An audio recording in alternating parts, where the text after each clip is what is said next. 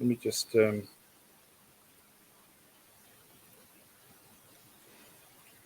live now as we speak. I'm just checking 365. What's there? Look at that. Okay, cool. We are live. Fantastic. Hold on. All right.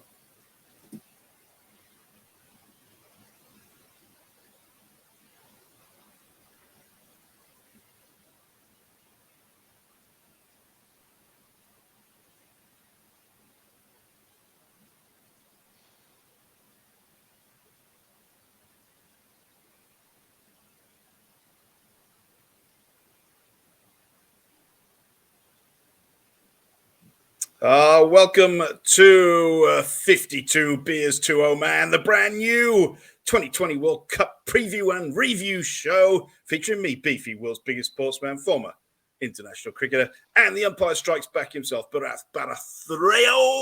I'm never going to get that right, so I don't care. It doesn't matter. Welcome to the first show, Bharath. Hello, Beefy. It's actually row.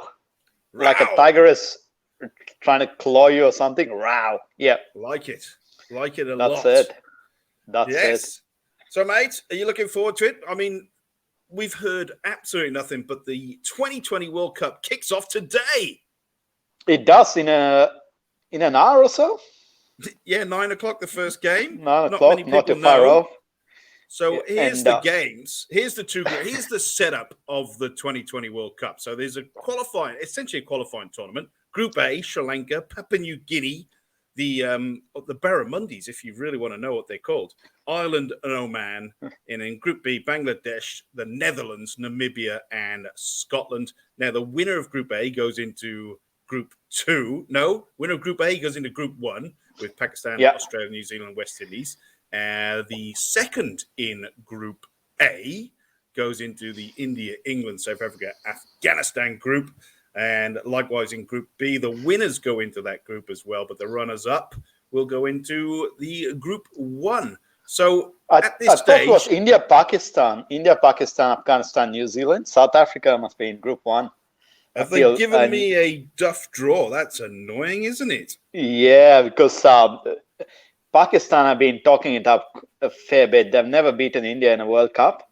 Right. And they think that this is their chance. That's why I know. I haven't looked at the draw or anything, but I know that India and Pakistan are in the same one because Ramiz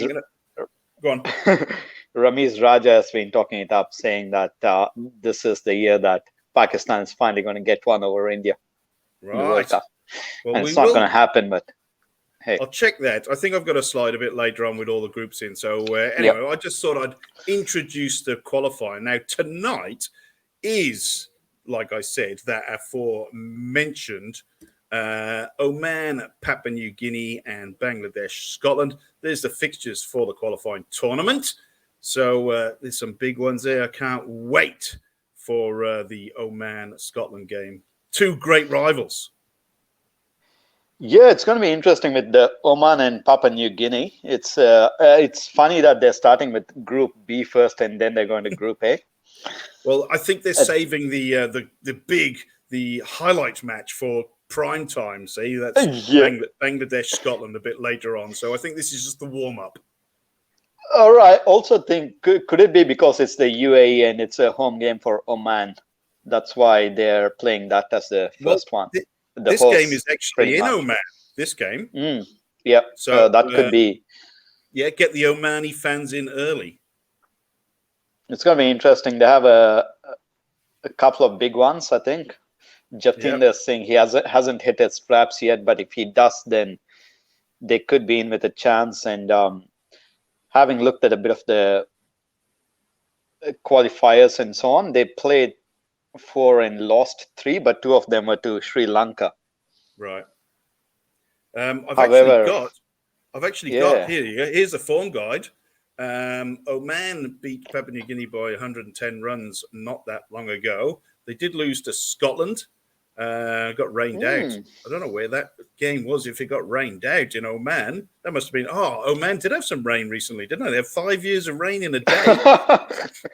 So that must have been what happened there. They did knock off Papua New Guinea by 3 wickets, but then they lost to Sri Lanka twice in the space of 3 days, and then they walked all over Namibia, and unfortunately, they didn't quite get enough, chasing 165 of the Netherlands. And here's Papua New Guinea's recent scores. Unbelievably lost to the US of A, and then lost to Nepal, lost to the US by a lot again, and then lost to Nepal by even more. Got beat by Scotland, got beat by Namibia, got beat by Ireland, and then got beat by Sri Lanka. So PNG, they're not going too well. So I'm not too sure what we're going to expect from Joe Dawsey's men. No, with Joe Dawsey, it's interesting. With he was the coach, wasn't he, of India as well from a bowling perspective. Yeah, he was the Indian bowling coach. I think back in 2012 or so. Yeah. No, it's what do you think of the role of the coaches when it comes to cricket? I don't think they're as prominent as in, say, a sport like soccer. No, it's not. To be honest, there's not much you can do in 2020, is it? The idea of 2020 is to score as many runs as you possibly can, and if you're a bowler, you just really got to bowl straight and hope for the best. That is the bottom line. So with coaches, it's just keeping people's heads up and making sure people are switched on and don't get their heads down, which is the most important part. So it's all about, looking after the players more than actually telling them how to play cricket. Now, when it comes to PNG and the form, I don't mind there. Is the captain Asad Wala? You tell me, man. Yeah, I think so. I think he is one of the ones who's been making a bit of runs and quite a bit of an all-rounder as well. So with T20s, you only need 1 or 2 players to come off and have a field day, and that could make the difference between winning or losing. Yeah. So, look, I think that Oman are front runners for this, being the home game, being that they put some runs on the board against Sri Lanka. This is going to be a lesser attack than a Sri Lankan attack, with all due respect to PNG. So everything is in favor of Oman winning. Oh, definitely. I'm just looking out for Hiri Hiri. That's my man to watch. Hiri Hiri. That's it. And why do you pick him? Because he's got a great name. Of his name. And, he's so good. They named him twice. That's exactly right. And G Toka he's just one letter off being an absolute slogfester. But there you go. But I think you're right. Oman got to be the favourites.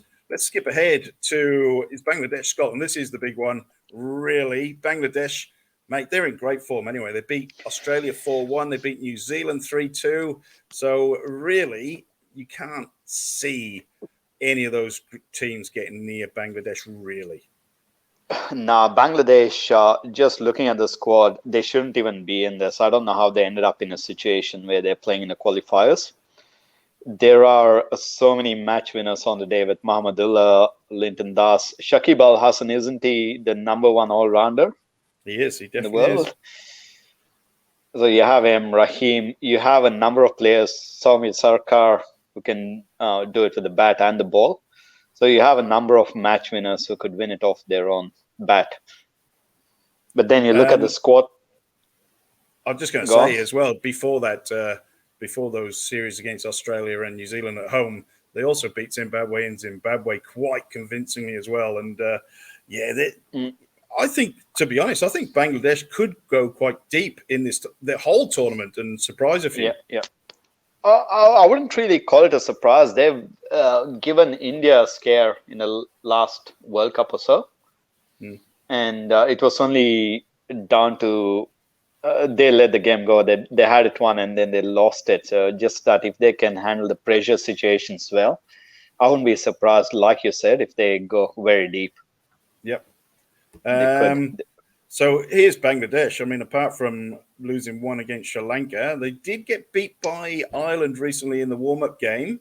But this will be a real test for them to see really where they are against Scotland. Although, I mean, Scotland are a pretty run-of-the-mill second-tier side. I mean, they have their days and they have their off days. But, it'll be a bit of a surprise. But they are not in great form, as you can see. I mean, they did beat Zimbabwe, but then they lost the series 2-1. Just got over Papua New Guinea by 8 wickets and then got beat by Namibia. But they did knock off the Dutch boys, bowling them out for 90. Yes, Scotland is a bit of an interesting team. They do have a few match winners, starting with their captain, Carl Coetzer. He has 4 international hundreds, so that's nothing to be scoffed at. Strikes at a pretty decent rate. And I think even in 2019, it was a tie against Zimbabwe that went against them later, and Afghanistan made it through. And then against West Indies, they lost by 5 because of DLS. So they could have created a few upsets. So they might be looking to prove a point to say that had a couple of things gone our way, we could have been one of those in a position of Afghanistan as opposed to them. Yep. So interesting to see, but history is against them, and they've always found a way to get knocked out of tournaments. So I don't know if this is going to be any different. Yeah, I don't expect them to. Obviously, that crunch game is against Holland for them. Whether they can get over the, they won't. Will they get past Ireland? I don't think so. But I mean, it's a test for actually. Then who are we talking about? Scotland. Scotland, they're with Oman, Papua New Guinea, and Bangladesh. So I'm in the wrong group again. Yeah. So whoever sent you those groups, you should probably fire him. I'm just looking in the wrong place. No, but obviously, I mean, they should get through because they should be better than Oman and Papua New Guinea. Really, it's as simple as that. Yeah, I think that Oman might spring a surprise. It being the home team and home games and so on, they're a bit more familiar with the conditions. If they start to get the crowd behind them, and with the threat of Sri Lanka gone, they're the ones who caused them trouble in recent times. And because they're not in a group, I wouldn't be surprised if it's going to be Bangladesh and Oman. I don't know if you've been watching much of the IPL, but I tell you what, conditions in the UAE and especially Oman, mate, even the night games they've been playing at 35 degrees, it is so hot and humid. All the players are carrying towels so they can try and bowl properly. So I think these conditions are going to be foreign for a lot of the players, considering not many of them went to the IPL in the end. But the conditions are going to be very, very different. I hope the wickets that they prepare are a bit more batter friendly. It's 2020s, man. It's not going to matter. Many of the totals were around the 135 mark, 140, and they were match-winning ones. So yes, they definitely got less in the second half of the tournament, especially when they went back there. So having said that, the finals was fairly high scoring. The finals was a good game. Yeah. Oh no, some of the finals cricket was absolutely fantastic. Now with this show, we're going to do it every day. We're going to review the previous day's games, preview what's coming up, but we'll also find some quirky stuff to, have a bit of fun with, because we're not going to be too serious a show. So I have found this for us to have a look at. This is the anthem, allegedly the anthem of the 2020 World Cup. It's called Live the Game. And we are going to be back tomorrow.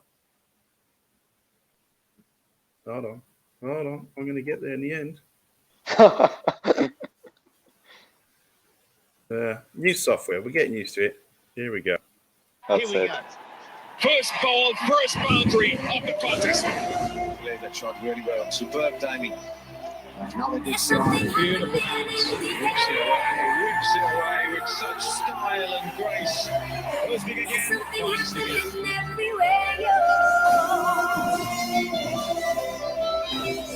There's something happening in the air. Come on, let's get moving and let the ball go.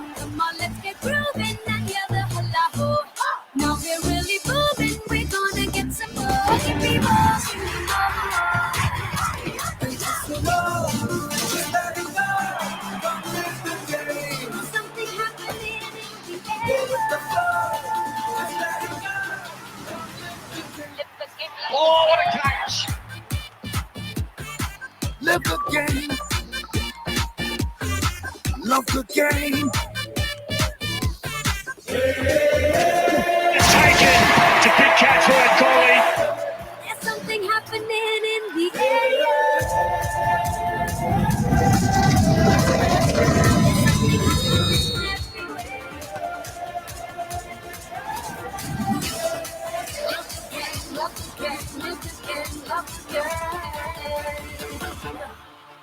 There you go. It seems to feature a lot of Virat Kohli and Pollard.